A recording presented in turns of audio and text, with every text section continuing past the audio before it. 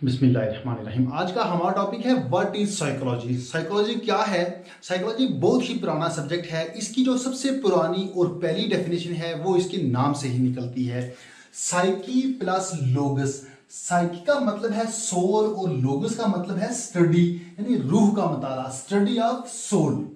ये सबसे पुरानी डेफिनेशन थी और पहली डेफिनेशन थी। इसके बाद ये जानने की कोशिश की गई कि लोगों के माइंड में क्या है, उनकी सोचें कैसी हैं, उनकी थॉट्स कैसी हैं, उनके माइंड में क्या चल रहा है। सवाल ये पैदा हुआ कि इन चीज़ों का कैसे पता चले।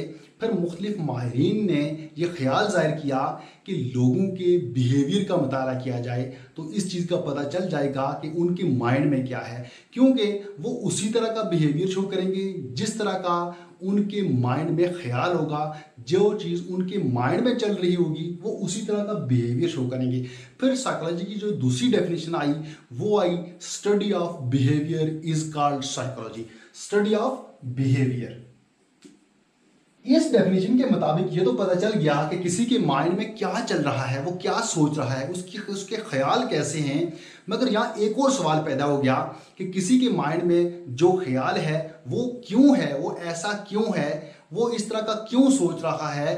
तो इस चीज़ का कैसे पता चले। फिर माहिरीन ने इसका भी हल निकाला। फिर उन्होंने इस चीज़ के लिए पास्ट एक्सपीरियंसेस को जिम्मेदार ठहराया। अगर कोई बंदा बहुत अच्छा बिहेवियर शो करता है या फिर बहुत बुरा बिहेवियर शो करता है, या उसके माइंड में बहुत बुरे ख्याल हैं या बहुत अच्छे ख्याल हैं, उन सब चीज़ों का तल्लक पास्ट एक्सपीरियंसेस होता है। यानी कि वो माजी में उसके जो जो तजुर्बात हैं, जो जो उसने काम किए, उन काम की वजह से, उन कामों की वजह से वो मुख्तलिफ तरह का बिहेवियर शो करेगा। उसके माइंड में मुख्तलिफ तरह के ख्याल आएंगे। यानी कि वो जो भी चीज़ें हैं, जो भी उसके माइंड में ख्याल हैं, उनका लिंक पास्ट एक्सपीरियंसेस से होता है।